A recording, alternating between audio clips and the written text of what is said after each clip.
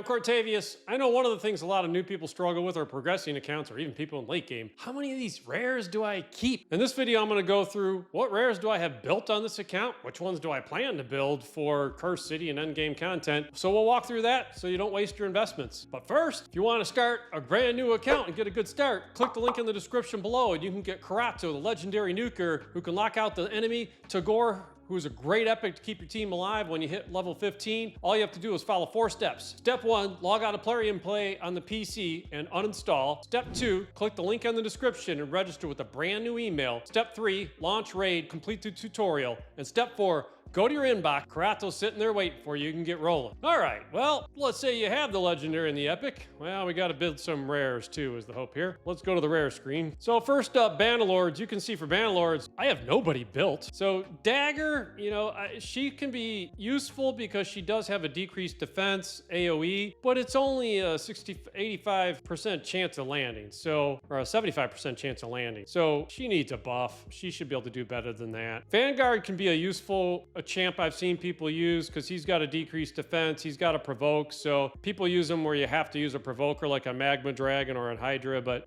I've never actually finished them. Spy Master's another useful rare I've just kept copies of, and you can see I've been booking them with copies I get. And Chevalier can be a good healer, can also be used. So those rares can be used, and Valerie can be used in the Wixwill team to extend buffs, and Denig's an interesting rare. So I've got, 4 or 5 rares I've piled up as just, hey, maybe I use these in Cursed City someday or in content, but none of them I'm built. So I can't say any of those are ones that are really great to build, but Spy Master and Denig are just newer ones that I've thought about. High Elves, I got Elhain. Elhain was my starter. She still comes out occasionally for the rare secret rooms in Doom Tower. I think she's on my faction team still. Maybe, maybe not. Apothecary, he is fantastic for progression. So certainly Apothecary is good for a while.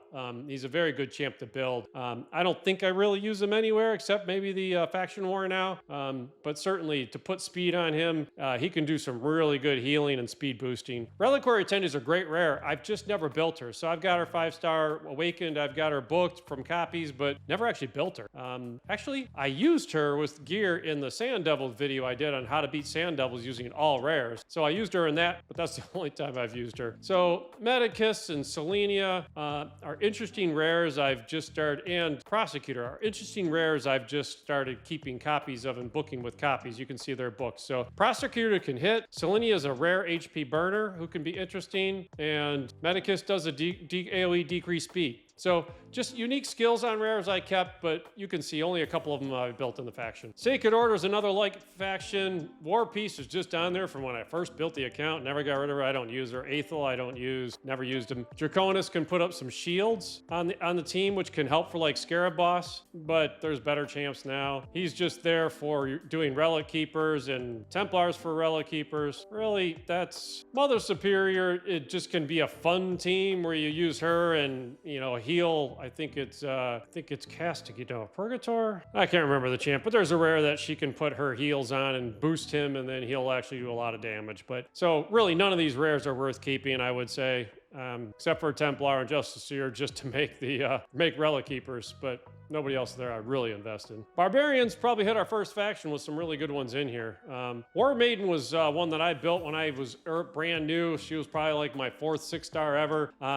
I loved her for a long time. She can actually hit hard and do AoE decreased defense on a 3-turn cooldown. She's really good. She's squishy, but she's really good. So I don't know that she sees any action anymore from me. Maybe she's on my faction war team. And then Soulbond Boyer is actually another good rare. I've never actually used her. I've got her built. I've got her booked from copies. I've got a second one that I was building. You can use 2 Soulbond Boyers in the Doom Tower secret room, and they can do a lot of work there, and they can be used in the Cursed City too. So they're definitely useful rares. Berserker is used in Cursed City. He can do some real damage. You could actually build a couple of them. So I've got some 6-star soul waiting for him. If I ever decide to get around to 6-star in him, I could. And then Sentinel brings in a provoke on his A1, which can be helpful in certain situations, but I've just never built him. I probably wouldn't keep him. So nobody else in here really is worth keeping. As you can see, I got a separate second Berserker there. So that's really it for that faction for me. So Soulbond Boyer and Berserker are probably the two key ones, I think, for Cursed City. So when we hit the Ogun tribes, Bellawar's a fantastic fantastic rare. And especially now that they have the blessing you can put on, Nature's Bounty, where it turns his weak debuffs into strong debuffs. I mean, he brings an AoE decrease attack and defense. He brings a decreased speed and a block at the skills.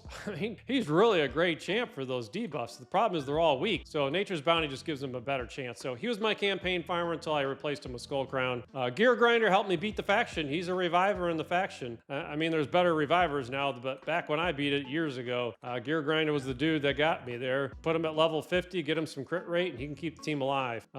Most of these in here are the rock beasts that are used for making Broadmouths, so that's why all those guys are here. He's just there for champ chase points and Broadmouth. And then I've just got rare. These are just rares that I had pulled. So nothing else really there to mention. You know, Michaelis is one that some people can build for Curse City, but I don't think it's really worth it. So really, Bellower and Gear Grinder if you need a reviver to build the faction. I guess Ogre and Drailer could hit really hard. So I've just kind of kept a copy of them around, but I never built them. So I wouldn't invest in them. So Lizardman, you'll see I've got nobody built. You know, Muckstalker, I used at level 50 when Sand Devil came out because he can put the boss to sleep as a rare. So he's got a nice sleep skill on his A2 that's on a 2-turn cooldown. So he can be used in Sand Devil, you know, if you don't have an Adeline, if you don't use the Godseeker approach. There's other approaches, but as a sleeper, that's the only thing he was used for. So Terex the Restless is an interesting rare that I just kept for, you know, do I ever use him in Curse City? So he's got a strengthen on all allies, a counterattack on himself, you know, he's got a chance to provoke on an AoE. So it's an interesting rare just with an AoE provoke and heals. So, but I'll probably never actually build them, but I've been awakening them as I get. Skinwalkers has one of my favorite rares in the game, good old Gnarlhorn. Gnarlhorn does an AoE provoke that's a place, so he can't weak hit, so his affinity doesn't matter. Puts an increased defense on himself, and then if you can get him fast enough, he comes right back, puts an unkillable on himself, so you can't kill him. So he can lock an enemy team out. I've got 2 Gnarlhorns built because I've used them at times where I use both Gnarlhorns, and that helped me beat the faction and get through like those Valk waves. Second one I had was only level 50. I just didn't even bother making them better. So Gnarlhorn's really cool. He can also be used in the Shogun's Grove dungeon. That same video I mentioned with the 5 rares that can beat Shogun's Grove on full auto. He's in that video of mine with Gnarlhorn as well. I kept a couple Greybeards just because I had them early and they can be a lot of fun and do freezes and control the enemy, but I wouldn't invest. Bloodhorn's just in there for the Broadmouth fusion. So nobody else in here I'd really call out. I did keep Meat Carver Tolog because he's a rare reviver, which is just unusual. So I kept a copy of him, but I wouldn't if I'm you. If you're managing your space and you don't have a bunch of spaces like I do, really, Gnarlhorn's the man in the faction, and then Bloodhorns if you get him just for Broadmouth. All right, next faction. So Hellborn Sprite's pretty useful. So in Amius, she's the one that can put heal reduction on the boss, and also has a decreased attack for that same boss. So that's she can be really helpful for beating Amius. So I use her for Amius now. You know, she can be used in multiple rotations for him. So I kept a Hellfang and a Houndspawn just because you could have really fun with those two and they can wipe teams out. I've never actually built a team to have fun with it. Maybe someday I'll do it on the channel just because I've kept them forever, but they're not really a point. Abyssal can be used for faction wars. He brings the ability to put block buffs. He has increased defense, increased attack on all allies. He heals. I've seen a lot of Faction War 21 teams using Abyssal, so I kept a couple of them around for that, and then I just never ended up using them. Marquez is actually an incredibly hard hitter, so I kept her around just for the fun of it, but I've never built her, probably never will. I wouldn't invest in her. So, and then Fellhound is just the fastest campaign farmer in the game, so if you don't have a campaign farmer and you pull a Fellhound, he can do it.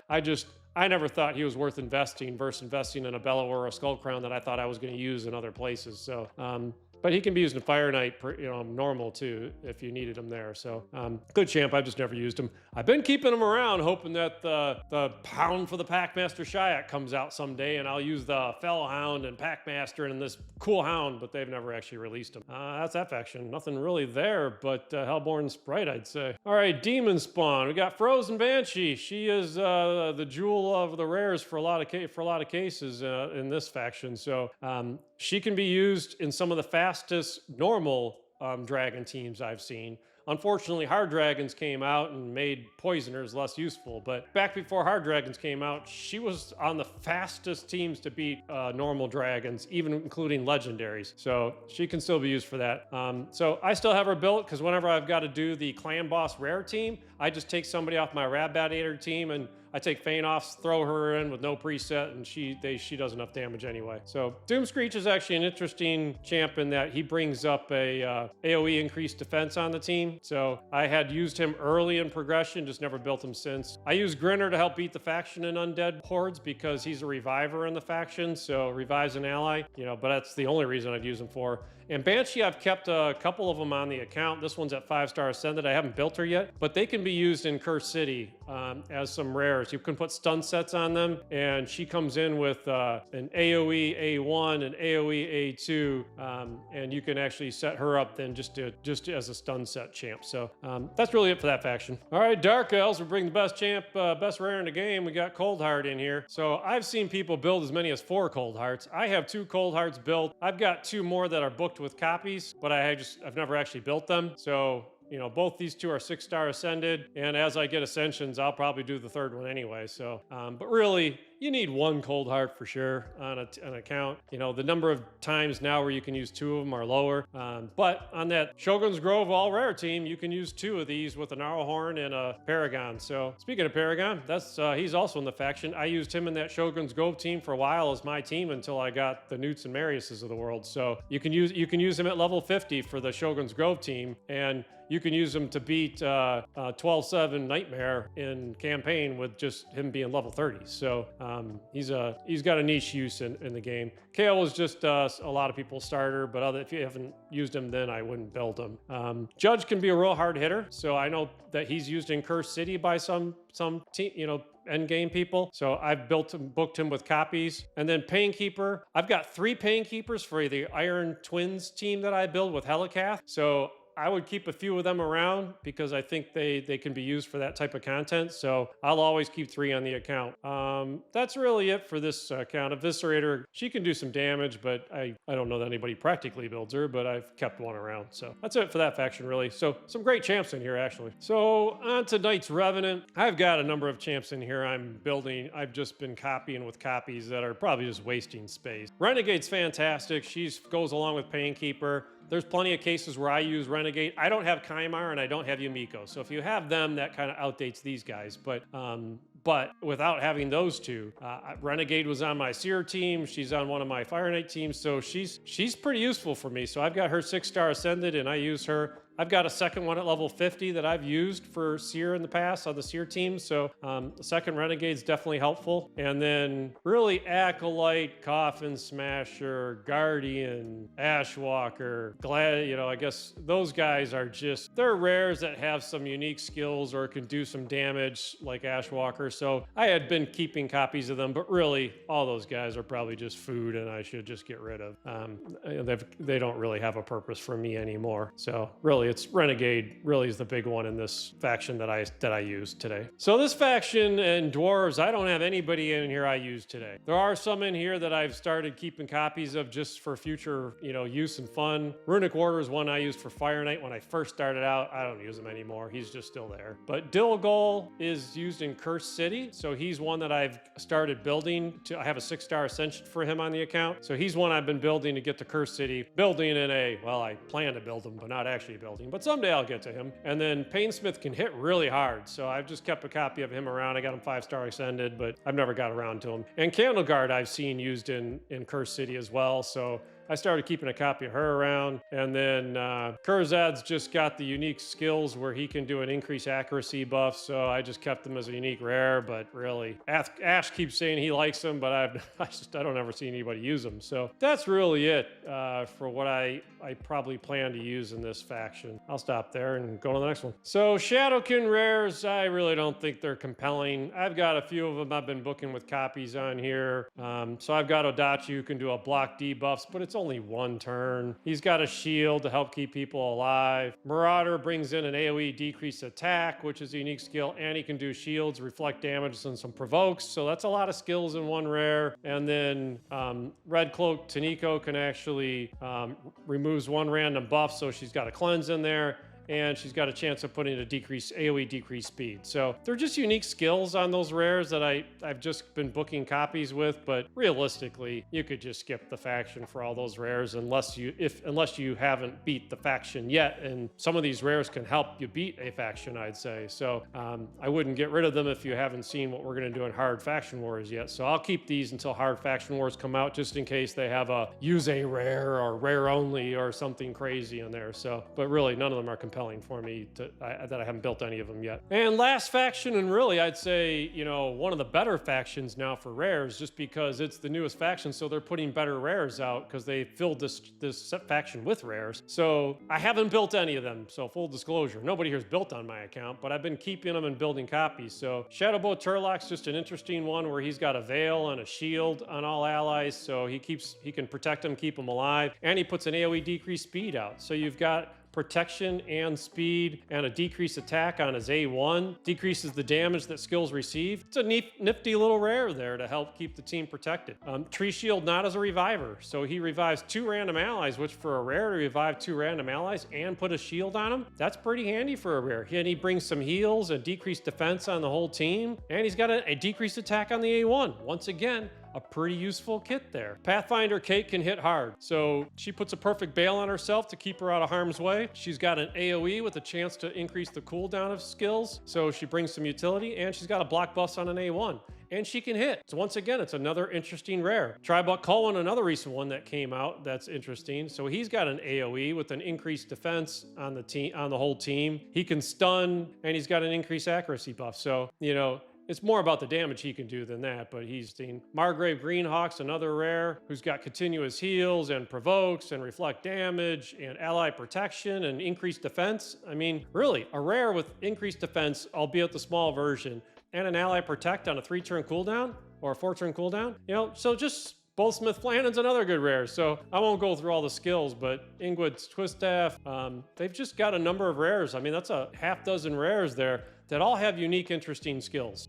You know, and if you haven't beat this faction, those are rares that can really come in handy and keep a team built. So I already had, like, you know, Ninja and, you know, stronger champs on this faction, Elva, before I went to beat the faction, so I never needed to build these rares, but I've been keeping copies because there's some really good rares there. So that faction's really pretty well stacked. Anyway, that's the rares. You can see there weren't many on there that I actually said I had built and taken to 60. So if I just step back and, you know, remove the faction requirements and say, hey, how many of these rares are 6-starred on my account? I mean, that's it. I got 11 rares that are 6-starred on this, and really, Coldheart, Renegade, Hellborn Sprite are really the only ones Frozen Banshee are really the only ones I still use regularly. So pretty light investment in the rares. So if you look at that as who do you really use, you know, for which rares would you keep and which rares would you not, it's a pretty small list. I had a much longer list of rares that I was interested in building someday, but who knows if I ever get to it. Hope that helps you focus on which rares are worth investing in, which rares are end game counts still use. You know, that's the video. So I hope that was helpful. If it was, would love a like and subscribe. If you have rares that you've thought of that I didn't mention that people who watch this video shouldn't discount, hey, throw those in the comments below. I appreciate it. Thanks.